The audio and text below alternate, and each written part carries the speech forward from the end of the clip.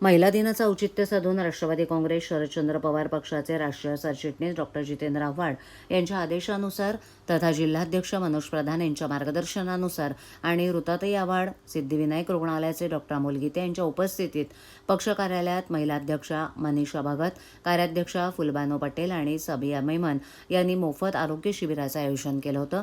या शिबिरात सुमारे 297 महिलांची आरोग्य तपासणी करण्यात आली। घर संसार सांभाळणाऱ्या मायभगिनी सर्व आघाड्यांवर मोठ्या हिमतीनं कार्यरत असल्या तरी स्वतःच्या प्रकृतीकडे फारसं लक्ष देत नाहीत। त्यातच संसाराचा गाडा हाकताना 2 पैसे वाचवण्यासाठी वैद्यकीय तपासण्या करण्याकडे दुर्लक्ष करतात। ही बाब लक्षात घेऊन 8 मार्चच्या महिला दिनाचं औचित्य साधत राष्ट्रवादी महिला काँग्रेस शरदचंद्र पवार पक्षाच्या ठाणे महिला अध्यक्षा मनीषा भगत, कार्याध्यक्ष फुलबानो पटेल, साबिया मेमन यांनी या शिबिराचं पक्षाचं मध्यवर्ती कार्यालय तुळजाभवानी मंदिराशेजारी आयोजन केलं होतं। या शिबिरात सिद्धिविनायक हॉस्पिटलच्या वैद्यकीय पथकानं हृदयरोग तपासणी, किडनी, स्वादुपिंड, यकृत उपचार, दमा, रक्तदाब, मधुमेह इत्यादी आजारांची तपासणी केली। या तपासणीमध्ये ज्या महिलांना आजार झाल्याचं स्पष्ट झाले त्या महिलांवर मोफत शस्त्रक्रिया सिद्धिविनायक रुग्णालयात करण्यात येणार आहे। याप्रसंगी ऋता आव्हाड यांनी महिला घर चालवताना स्वतःच्या आरोग्याचं बजेट आखत नाहीत, त्यामुळे अनेकदा त्यांचे आजार बळावतात, म्हणूनच या शिबिराचं आयोजन करण्यात आलं होतं असं सांगितलं।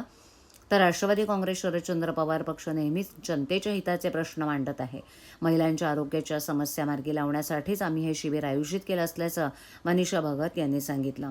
दरम्यान महिला दिनाच्या अनुषंगानं ऋता आव्हाड, मनीषा भगत यांच्या हस्ते महिला पत्रकार अनघा सुर्वे, रोहिणी दिवाण, सुचिता बिराजदार, सारिका साळुंखे, नम्रता सूर्यवंशी यांचा सन्मान करण्यात आला।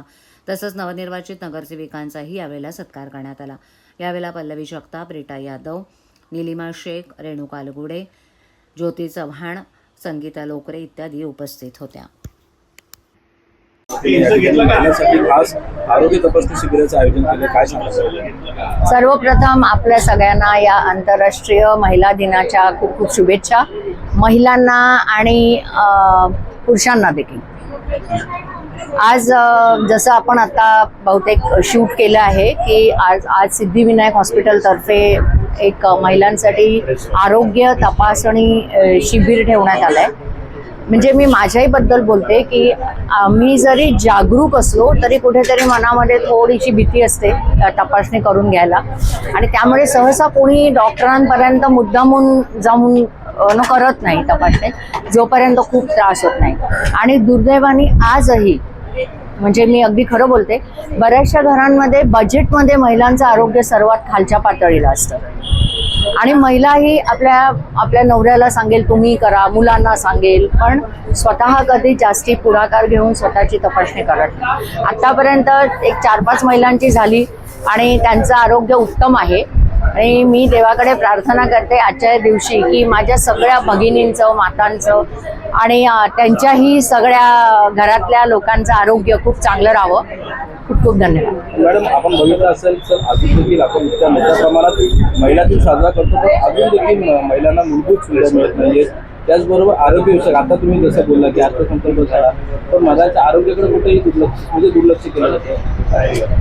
हो, आपल्याकडे अजूनही बघाल की बालविवाह होत आहेत, आजही होत आहेत। बऱ्याच वेळेला पोलिसांना, कलेक्टर्सना त्याच्यामध्ये जाऊन इंटरफेअर करायला लागतं। मुलींच्या शिक्षणाच्या बाबतीत एक थोडासा शहरी भाग सोडला तर ग्रामीण भागामध्ये लांब शाळांमध्ये मुलींना पाठवत नाही, पण याच्यामध्ये सरकारने लक्ष घालायलाच पाहिजे 100%।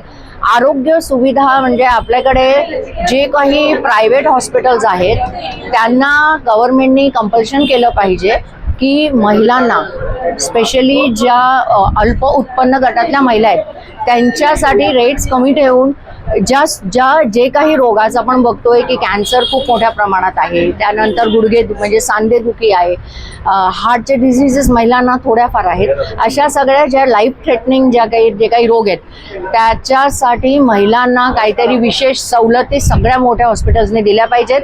आपली जी सरकारी हॉस्पिटल्स आहेत ते इतकी ओव्हरक्राऊडेड आहेत आता की आता त्यांच्याकडे जागा नाही आहे, जरी त्यांना करायचं झालं तरी जागा नाही।